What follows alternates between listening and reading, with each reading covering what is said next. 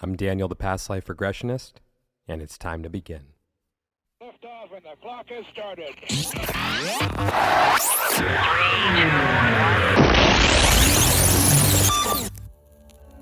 This is Timeless Spirituality.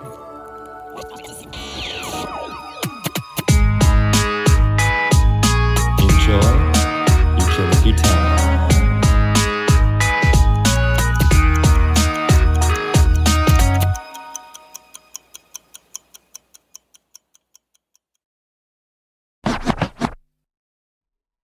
Hey everyone, welcome back for a brand new episode of Timeless Spirituality.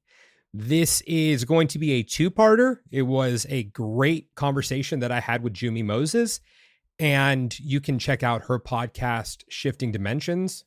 It was one of my favorite interviews that I've ever taken part in, being on her podcast, and this was another great one. You know, we had some good laughs, a lot of lightness, went to some more serious moments as well, or serious topics, but things are going to be shifting on Timeless Spirituality. I'm going to be, no pun intended, shifting away from a lot of the lighter stuff and going to be getting my hands a little bit more dirty. So enjoy this while it lasts. That doesn't mean I won't joke around from time to time, but I want to take things in a new direction. So with all that said, on a side note, if you would like to book a regression with me to discover who and where you have been throughout time, you can reach me on Instagram at The Past Life Regressionist, or go ahead and book through my website, thepastliferegressionist.com. And now, it's time to begin. Jummie, welcome to the show. How are you doing today?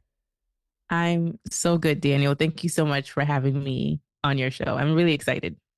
You're very welcome. Thank you for being here. Because I do have to give you a shout out right now on your podcast, Shifting Dimensions. I said that correctly, right? Yes, you did. Okay. Yeah, because my friend Christine comes on this podcast and she messes up the title all the time. So now I'm kind of sensitive about that. And well, not that, but now I'm aware of it. Like, oh my God, okay, that was my mind. So being on your podcast was one of my favorite interviews. And also you have the coolest logo ever. So I just want to give you a shout out for being an amazing host with an amazing platform and an amazing logo, because it just really hits you. It's just so colorful, Shifting Dimensions. It's like there's no sound effects, but it sounds like, like a laser. If anyone goes and checks it out, you'll see what I'm talking about. It's like, Shifting Dimensions.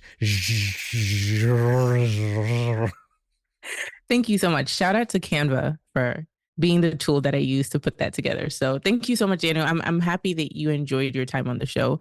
You were one of my favorite guests, or you are one of my favorite guests that I've had so far. And I think our episode is actually one of the more popular episodes that I've actually had on the show. So really? Thank you. Yeah. People comment on it, especially the part about knowing versus believing. That was a really big one for people. So yeah, I think they enjoyed the conversation a lot. Aw. And I will say I've had people comment on it with that being the first episode that they listened to. And they're like, okay, I'm going to binge listen to the rest of the other episodes because this was great. So that's also a testament to you. So I appreciate you for being on the show. Look, I'm pretty much the same guest every time, but it does take a unique host to bring that out of me. You did well, so thank you. I'll call you the puppet master with that one. I'm trying every single day. And with belief versus knowing, it's going to be a question coming to you pretty soon. That's going to be an interesting take on that. Okay. If you don't know what's coming for that, don't worry. I don't want to scare you.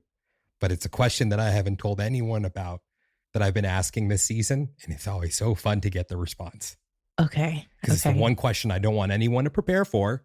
Although, just for the audience to know, because you guys have heard me talk about this before, I do send a rough outline to all of the guests, which says, and I'm going to be asking you about this and that and this and that, basically just to describe yourself. What's your favorite song about time? What do you believe in? And talk about whatever the theme of the episode is. And Jummie didn't get any of that. So there was no outline. This was a last minute planned shift for us. I was going to have her on my other show, but things just didn't work out for right now because of some technical stuff. So we're just like, all right, let's record for the podcast. So she was prepared for that one, but not this one. So with that said, Jummie, what do you believe in? That's a great question. Okay, so it's funny that you're asking me this question because I recently had a light bulb moment in the past week. So I'll answer your question, but I want to give this backstory a little bit so my answer can make sense. So I had someone on the show who, as we were talking, they said that they were atheists, but they had a couple of mystical experiences, and those mystical experiences let them know that like there was a God that existed. So I now said, I was like, oh, so now you believe in God? And they said, no, I don't believe in God, because to believe in something is to still have doubt in it. I know there's a God. I don't believe in God. And I thought, aren't you just being a bit technical? But I was listening to something else and someone said the same exact thing, right? Where they were like, yeah, belief is this idea that like you can't prove something. So there's a little bit of a doubt that it might not exist, but you're choosing to believe in it, right?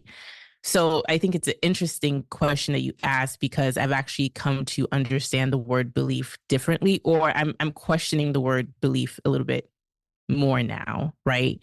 So to answer your question, what do I believe? I guess I will say I know that there's a universal force that is in everything. It's in all of us. It's in things that don't move, objects. And I believe in a universal force that powers this whole existence. And whatever that force is, I can't define, but that's what I believe. And I will go as far as saying that's what I know. You open up the door on that one, right? Yes, I I had another know. I question know. ready. Yep. But we'll figure out another way, because we're gonna.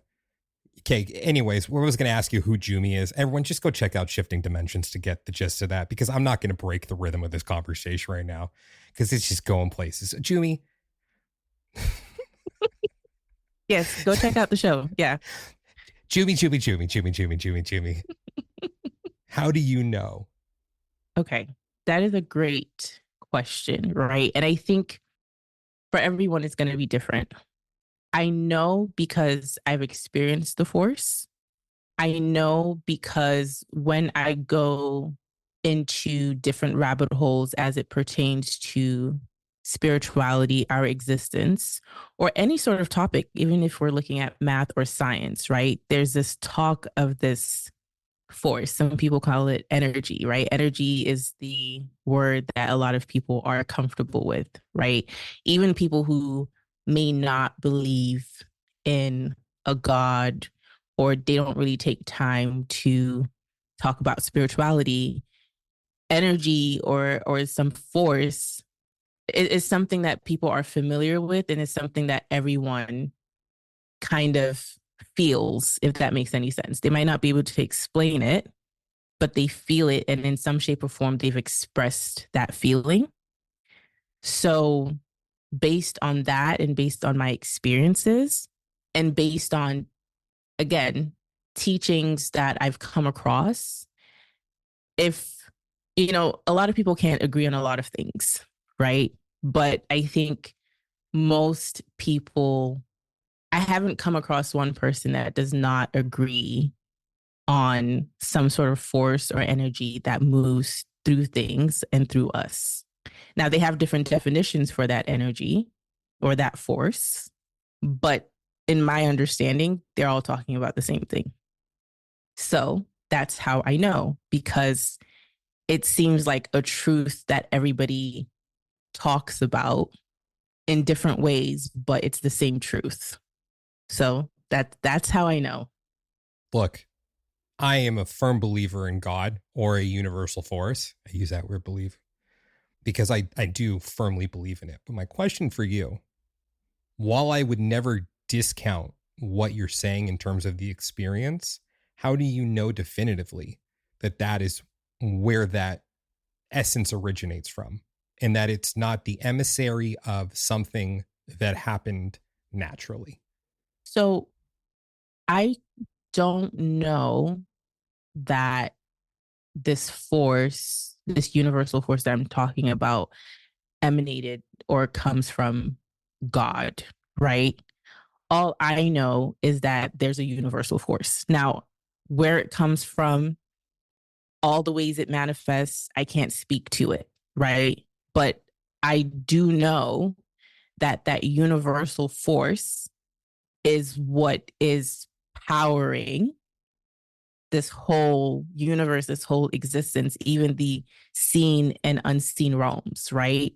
So that's all I know. But to say it comes from God, some people will say that universal force is God, right? That's how a lot of people talk about it in this spiritual community, that what I'm actually talking about, it could be synonymous to God in the way people are talking about it, right? If we want to go down that path. But I can't say, like, that's where the limit comes, right? I can't say where that force originated from. But I know that that is the force that powers everything that we are aware of or things that we're not aware of. So does that answer your question? Do you understand what I'm saying by that? Oh, I do. Yeah. You're opening up the door to some fun stuff now. So I think you brought up a really important point there about terminology and how universal force may mean one thing to one person and something completely different to another person. So if I'm understanding what you're saying correctly, and please correct me if I'm wrong, that you believe in a universal force, but you don't necessarily know if that comes from God or if it is God. Yes. I mean, I think for me to, if I wanted to understand it, or if I wanted to put it in a box that was easier for me to grasp, easy for my human mind to understand, I would say that universal force is synonymous to God or spirit for me, right? But I can't, and that is a belief. That's where the belief comes in, right? But I can't say that I know without a shadow of a doubt that that universal force comes from God or is God, right? Mm-hmm. But I believe that it is because it makes sense for me to put it in that box. So that's where the belief comes into play. But the knowing is that that universal force is the catalyst for all things. I don't know if that makes sense, or I don't know if that's a bit confusing. No, I think what you're saying there is, you know that there's a universal force, but the belief comes into play whether or not that universal force is directly connected to God or is God. Yep. All right.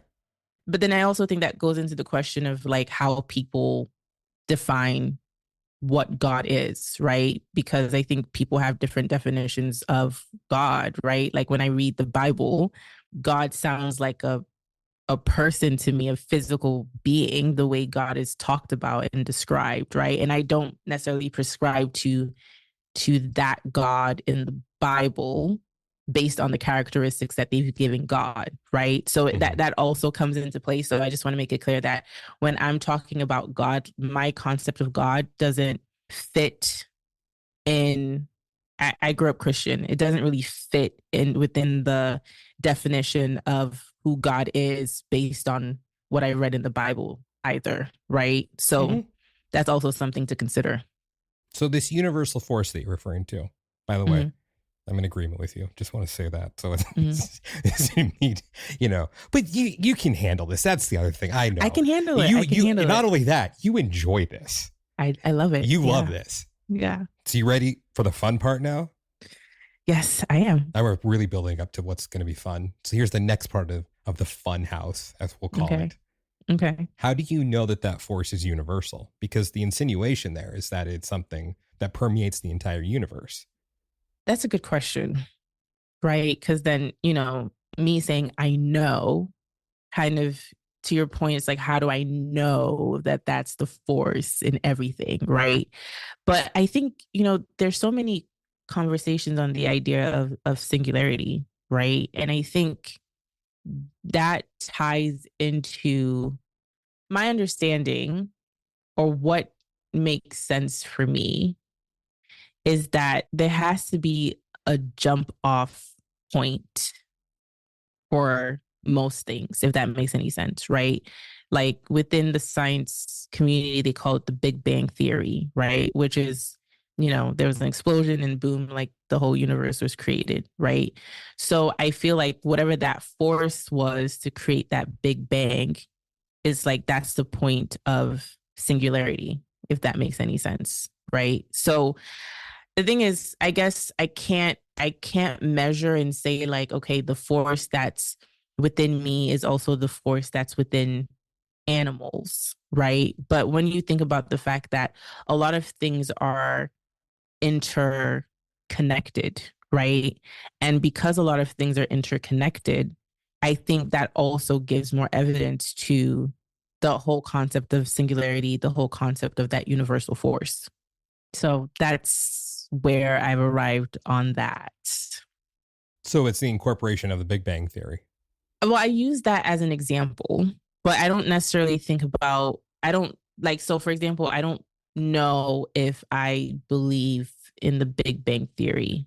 I don't believe, I'm not in opposition to it. I believe that it could be a possibility. That could have been what happened, right? But I'm kind of using that to paint a picture or as an example for how my brain thinks about that one universal force. And then like I said before, in kind of looking at like Hermetic philosophy, for example, there's a lot of it speaks to that universal force, right?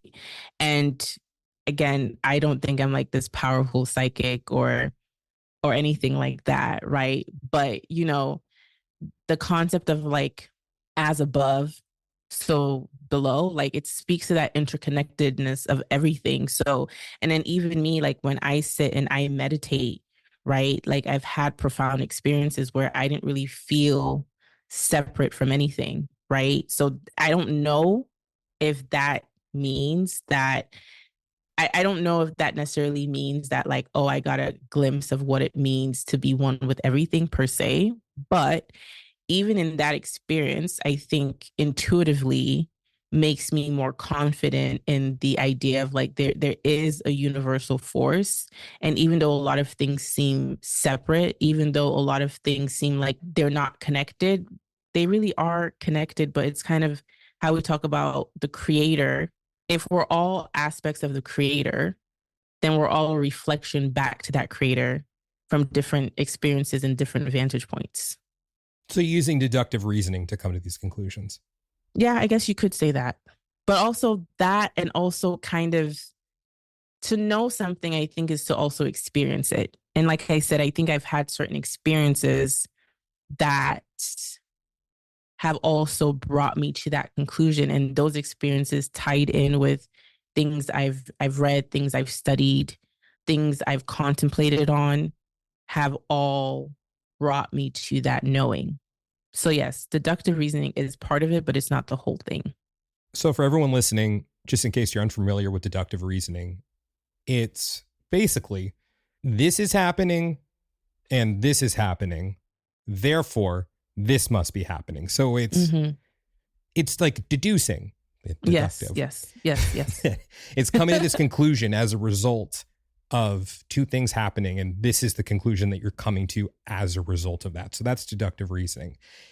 And I mean, I bring up deductive reasoning because what's interesting about deductive reasoning is everything that Jummie has described, I could come in there and use my own deductive reasoning to come to a different conclusion. Someone else could come in and use those exact experiences and come in with a different conclusion. Of course. And that's the beauty of deductive reasoning. It's also like a hindrance of it. It's like, well, this, I mean, I personally, I'm a fan of deductive reasoning because a lot of times that's how you arrive at a conclusion that ends up becoming the truth. It's just a matter of what comes in between the truth or the fact and the moment the deductive reasoning was made. So now we're going to take this a step further. Jummie, what do you feel the difference is between belief and faith? The difference between belief and faith That's a great question. I don't know if there's, I don't look at those two things as different, right? Because when I think about faith, I think faith is the belief in something yet unseen, right? Like something that's yet to manifest. So I think belief is a part of having faith. I think belief is a part of faith. So I don't really see the difference in either of them. If somebody wanted to get more, technical, I guess faith, some people would describe as kind of more like a knowing. Because, like I said at the beginning, to believe in something, one could argue that means there's a doubt that it potentially might not be the case, but you're believing that it is the case, right? So with faith, I hear people talk about faith more like knowing and holding on to the knowing that something is going to manifest. So I guess that's the difference, but I do think a belief is part of faith. It's fun playing with words. Yeah, I think, like you said on my show, I think Shifting Dimensions. Everyone go check it out. language plays such an important role when you're having these conversations, right? Because your definition of faith could be different from mine. My definition of what a belief is could be different from yours. So a lot of times, like, are we even talking about the same thing? So it's very interesting. Is there a difference for you between belief and faith? As it stands now, yes. Although this is the theme of this season, the difference between belief and faith. It's the question I'm not telling anyone about prior to. Because it's always fun to see just everyone running around in circles like, oh my God, this is such a simple question, yet it is so complex. It's a very complex question. How am I going to question. answer this? Like, what? Do you ever give your perspective? Are you going to give your perspective? I'm going to give it right now. Yeah. Okay. So for me, it's still evolving. I think that's why I'm asking the question. It's because I want to understand all these different perspectives and then build my viewpoint or cosmology off of it ultimately. Because I think, we're always in a constant state of evolution. To me, faith is stronger than belief. Yes. So the example that came up, as we're recording this in September of 2024, I think this came up in a recording, sometime in the winter of 2024. So like January or February, March, somewhere around there. Shit, was it even before that? Okay, it doesn't matter. Just me and time. It's one of my things. Okay, neither here nor there right now. I came up with this example of like an action scene in an action movie. And you're at the top of a cliff and you get to the edge and you got to make it down the mountain, but you don't have a parachute or a hang glider or anything like that. Now, I personally believe in God, but would my belief in God be enough for me to take a leap off of that mountain and have faith that God was going to somehow get me down the mountain unscathed? Because I don't think my belief would be enough. I think I would have to have faith in that moment that would happen. Now, a couple things. One, I wonder if by challenging these notions with people, if I am actually doing more harm than good, because I ask these questions to be, questions of ponderance, just to really evaluate language and terminology and how I think we all really need to get on the same page with what words mean. Because, even in this conversation, what one person thinks is not what that word means to another person, because there may not be a concrete definition. Or even when you look up a definition in a dictionary, there may be 6 or 7 different definitions, and you may not be talking about the one that the other person's talking about, yet you're both talking about the same thing, the same word or same concept, but thinking it means something completely different. I bring this up because I wonder if by making someone question their faith in something, am I doing more harm than good? Because it's not about questioning the faith as much as, do you know this to be a fact, or is this a belief? And is it important for an individual to really understand the difference before making these deductions or assumptions about something? or something that is concrete. Because I wonder what my perspective on the world would be if I operated strictly from a place of faith and not a belief versus a knowing. Because with the definition of jumping off the mountain, let's just say that I had faith in God, that God would get me to the bottom. So I jumped off of that mountain. Let's just say that mountain was 1,000 feet. And what do you know? I've fallen 900 feet. My fall is not slowing. I keep falling. That ground is getting mighty close. But then a gust of wind comes along. It's probably got to be a really strong gust of wind that somehow pushes me and like lifts me up and slows me down and lifts me up and slows me down and gently lowers me to the surface. And I have somehow survived jumping off of a cliff from 1,000 feet off the ground. And I've arrived unharmed. Now I jumped because I had faith in God, that God would safely get me to the bottom. What's interesting, even with that, can I prove that it was God that got me to the bottom safely?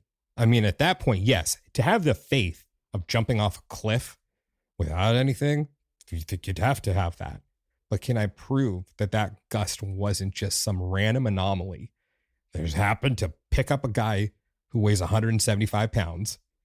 Okay, 180 if I'm being honest. I put on a couple pounds in the last couple months. Yeah, there you go. Secret's out. Then the question beyond the anomaly becomes, was it truly an anomaly? Or was there another guiding hand at play that may have made it seem like something that was seemingly random or appear to be an anomaly, but that there was a higher power at play? Because I think this is where deductive reasoning comes into play also. I had faith that God would save me or gently lower me to the ground. I jumped off the cliff. There's part one. Part two, a gust of wind came and lowered me to the ground. Therefore, God saved me. Now, that's deductive reasoning. I used to come to that conclusion. But can I prove that? I mean, beyond a reasonable doubt? I don't know. So, 180 pounds, gently lowered to the ground, 1,000 feet. I don't know what the math is there fully, but it ain't a penny. But is my deductive reasoning sound there? What do you think? So there's a motorcycle going by. I just don't want the mic to pick it up. But asshole. Not you.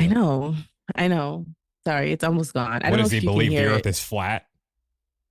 I don't know if the mic is even picking it up, but You got to So put as it I back was- there. It's okay. okay. I was, so as you were talking, right, a couple of things came to my mind. And I think you actually covered quite a few of them, right?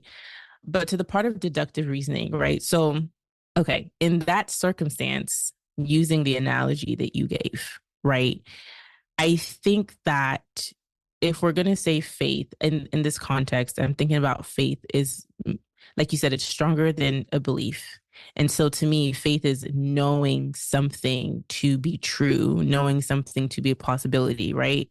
So if you're going to jump off a cliff and have faith that God is going to save you, the question would be, have there been instances where you jumped off a pretty high mountain or cliff or building where you were saved, right? Or you saw someone else being saved, for you to have within yourself, without a shadow of a doubt, that God would save you, right? So in that situation, that would be the first question I would ask, because that's a very high risk behavior. And then the second thing, to your point about, okay, well, if you were saved, does that mean it was God? Now, for me personally, I don't believe in coincidences or things being random. I know a lot of people talk about randomness and coincidence. And honestly, I don't, now that is more of a belief. I can't say I know without a shadow of a doubt, but I don't believe that things are random. So with that being said, I think a lot of times too, we cannot measure someone else's experience. A lot of these things are subjective, and that's what's very frustrating, right? When we're having these conversations, because people experience the world through their own experiences in their own life and what they consider to be true or not true, right? So whether it was God, whether it was in what they believed to be God, whether it was an angel, whether it was their grandmother who passed away 10 years ago, I actually don't think it matters. I think Mhm. what really matters is where is that, to again, to your example, like where's that faith coming from for such a high risk behavior, right? Were there things in your life that showed you beforehand that, hey, you can jump off this cliff and you'll be saved? So to your point of, okay, having these questions, is it challenging people's beliefs? I don't necessarily think it should. Again, people internalize things differently. Like I said, I just woke up, and I don't even know if I woke up to the idea, but something new came into my frame of consciousness, which is, again, believing something versus saying something. And I guess we talked about it on my podcast, but for some reason it just, a new dimension of that opened up to me in terms of like how I perceive it. So I don't think you're challenging people's belief systems per se, but I think you're getting people to think deeper into where their belief comes from and why they believe what they do, or what sort of reasoning or patterns that they've kind of paid attention to that would bring them to certain beliefs or certain things that they have faith in, right? So that's how I perceive it. I don't necessarily think that you're challenging people, but also to your point, I do think a lot of times people have faith in things that are self-destructive. So I don't know if you want to go down that rabbit hole, because people know certain things to be true and they end up being extreme in certain viewpoints that could lead to not just their self-destruction, not to be dramatic, but others. So yeah, that's also an angle too. Yeah, I think we should explore that in a second. There's just something I want to bring up. Yeah. With regard to something you said there, I think was the most important thing of all. I've used some big words today just to sound smart. You've used some big words just because you're you and not trying to sound smart. But for me, it was vanity. How'd I do? Neither here nor there right now. I mean, deductive reasoning. Couldn't you just say the way I came to a conclusion? Such an asshole, Daniel. I don't think it matters. That's what you said also. Whether it be your grandmother or an angel or your sister Sally's cat, whoever it may be, like if something saved you, does it matter? And I don't think so. At the end of the day, it's just something saved me that I can't explain. I'm here to tell you about it. I think that that's all that matters. That's my take on it. And I think that then leads into, now, if we want to go down this rabbit hole, I'll say, yeah, let's do it. Let's go down that rabbit hole, because the certainty can sometimes be incredibly detrimental. So Jummie, host of Shifting Dimensions, with that awesome logo and really cool episode. Was it episode 5? Or episode 10? That you were on the show. I think you were on a lot sooner than, I think you were, let me double check. It's unnecessary for me to bring that up, but I was. No, now I have to figure it out. No, I actually have to figure out what episode you were on so people I massively enjoyed that appearance. This is my way of telling everyone you should really go check it out. I went on a roll a couple times. No, it was a great episode. You were episode 8. Well, it's between 5 and 10. Yeah, close. At least I was in range that time.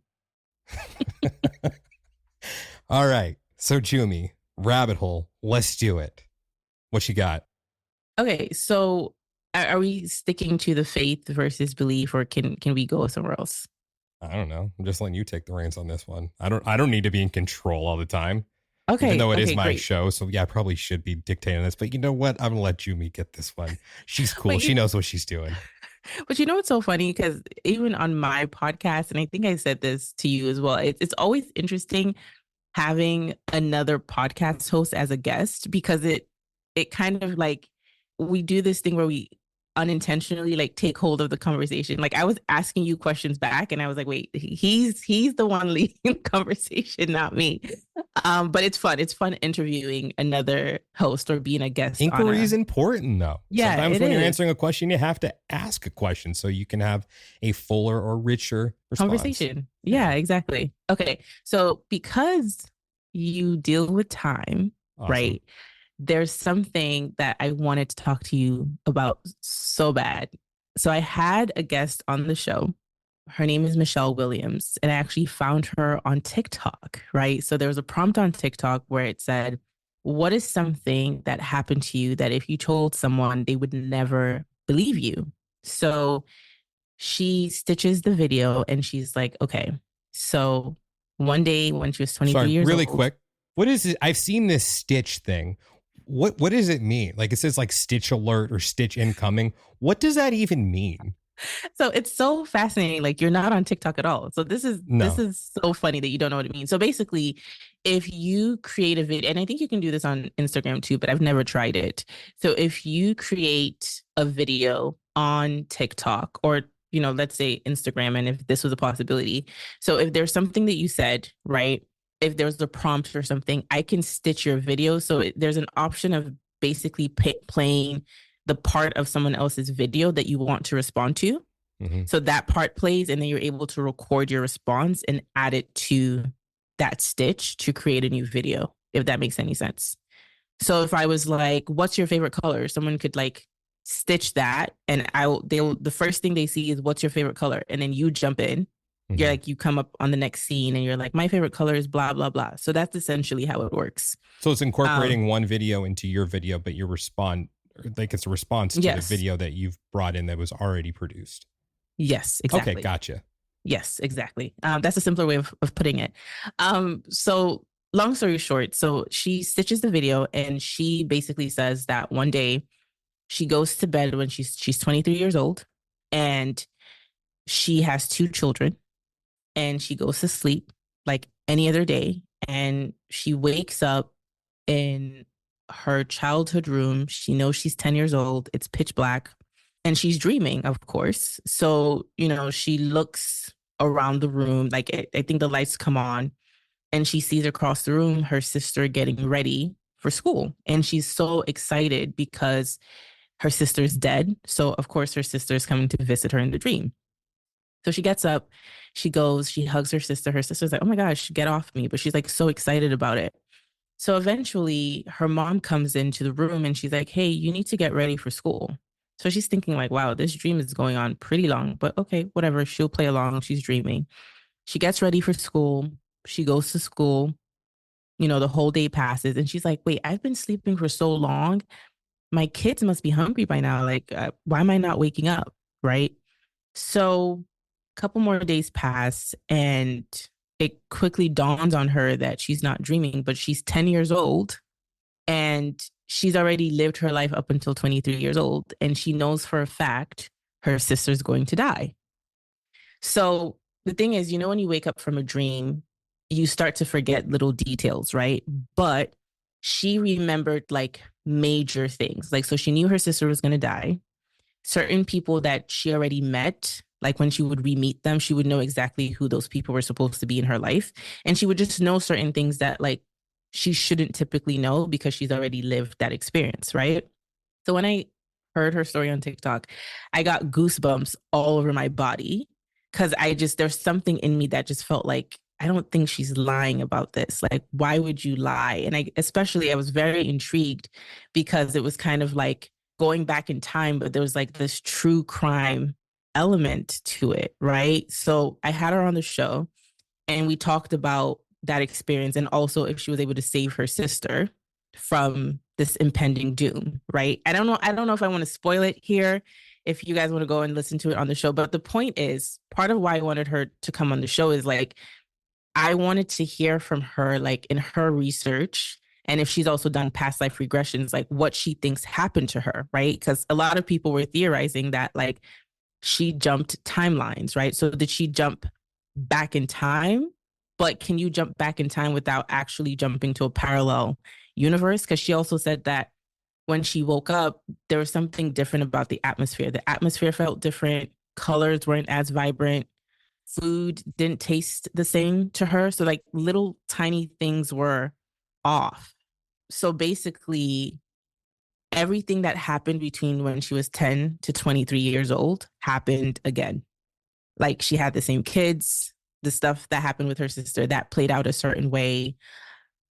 all of that stuff kind of like re-happened again. And there's a lot of symbolism around the number 23, right? Because 23 was the year that she went to sleep and woke up when she was 10 years old. I think her sister, I think she was born on the 23rd. When certain incidents happened with her sister, her children were like 2 and 3 at the same time. So like there's a lot of symbolism around the number 23 as well. It was a very trippy story. And I personally believe that she experienced that, right? But I just wanted to, I don't know if I gave you enough information there, but I don't know if you've come across experiences like that with someone jumping timelines and being aware that they're in a different timeline and they're like a different age and they kind of know things that already happened. That was a lot there. That was a lot. I've been itching to talk to you about it. I do. I have some questions. Yes. So yeah, this episode won't be airing for a while, so everyone will have plenty of time to hear it on yours, and I'm sure they'll want to hear it from her anyways, even after they.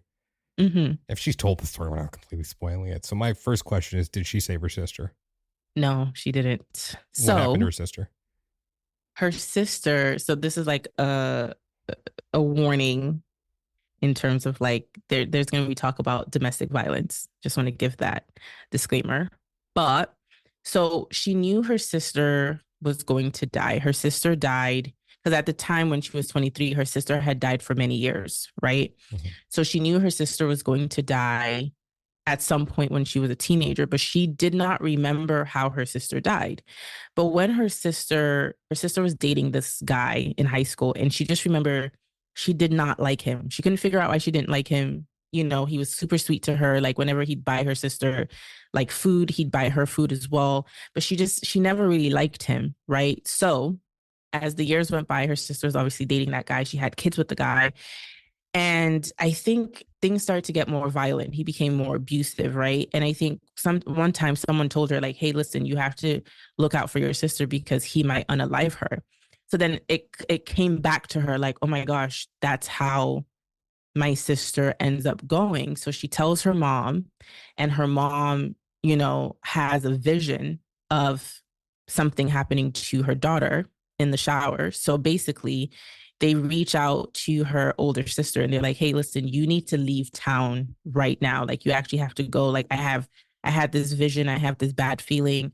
And her sister basically was like, whatever's going to happen is going to happen. Like, I'm not leaving my kids. I'm not running away. Right. So he ended up unaliving her. So I guess if you look at it, like they tried to potentially change the outcome. And that was something she struggled with for a long time because she would talk to God and say like, okay, well, God, why did you allow me to have this experience if I couldn't save my sister? Like, what was the point of going back in time or reliving that whole situation if I couldn't save my sister? But again, that's where free will comes into place. They couldn't force her to leave town, right? Like she has her own autonomy. She can make her own decisions. So unfortunately, her sister was unalived, right? And she had several visions leading up to that. And like I said, they tried to get her to leave town and she didn't want to leave town. So yeah, her sister ended up dying again. Yeah. Okay, I'm going to go on a roll with this one probably, but first, unalived? Well, yeah, so I've learned two new words today, stitch and unalived.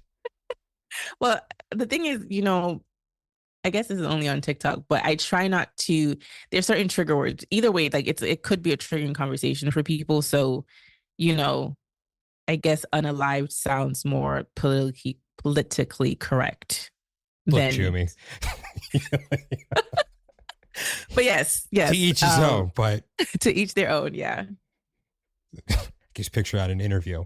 So do you believe that we live life after death? I believe that we live life after unalived. We don't want to trigger people here with that. No, I respect that. Looking out for people. As long as people know what it means, right? Like So he killed her. Yes. Okay. Yes. Unfortunately. Words, meaning. So I'm thinking unalive. Did he do some kind of ritual where he Yeah. put like a little hat on her and she shrank down and shriveled up like the wicked. I'm sorry to make light of this right now, but like the Wicked Witch of the West, like, melting. So, I just look like the biggest jerk now. Yeah. I don't want to go into the details of it and stuff like that, but it was domestic violence related, and yeah, he ended up killing her, unfortunately. Yeah. So let me be clear. That's horrible. Yes. Domestic violence, horrible. I'm sorry for making light of unalive. Just in terminology, didn't know if there was something I was missing there with that. I mean, yes, I use deductive reasoning. Unalive, you put them together, probably means not alive anymore. But one person's deductive reasoning could mean something entirely different. Yeah. So, and then I get uncomfortable for having to ask, so I respond with humor. So you've all learned that I'm 180 pounds and I respond with humor when I'm uncomfortable with something. Yeah. Sometimes when I respond with humor, I am comfortable, but I'm just like, it calls for humor.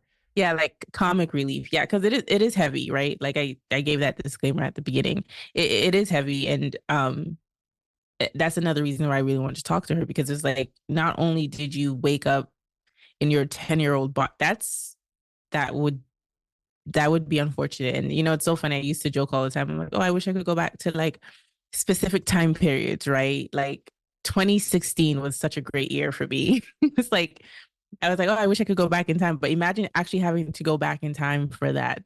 I don't think I would want to do that. So I'm just like, imagine having such a jarring experience. Like, yeah, it's hard to believe, but also I know people make stuff up all the time, but just like I said, I had goosebumps all over my body. And sometimes this thing happens to me where I feel like when something rings true to me, I get like goosebumps all over my body. To me, like that's like intuitive confirmation, particularly for me.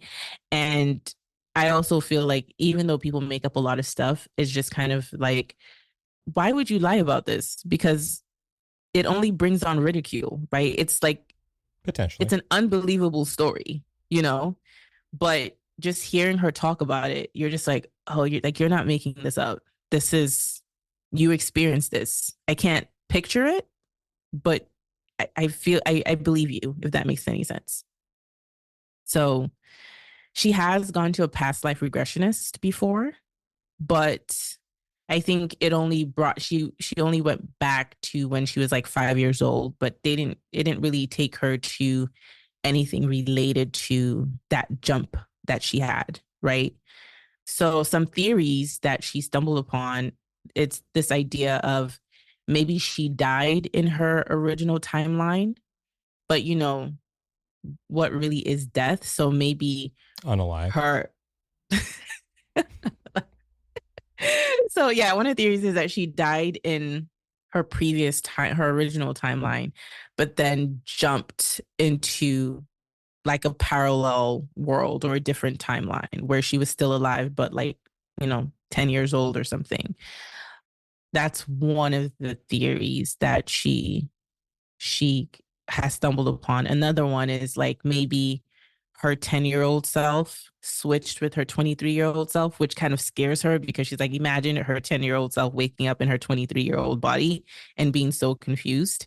So maybe like those two parts of her switched. I don't know, but I wanted to bring it up because I thought it was really cool as it pertains to time. And yeah, I don't know if you have any thoughts, but I thought that was okay. Yes. Let's hear your thoughts.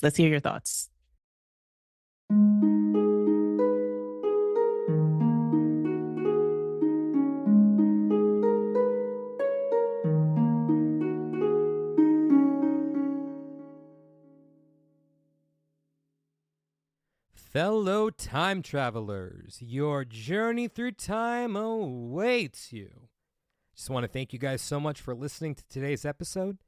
And if you're interested in discovering who, when, and where you have been throughout time, and you'd like to book a session with me, just go ahead and send me a message on Instagram at The Past Life Regressionist, or you can reach me through my website, yourpastliferegressionist.com.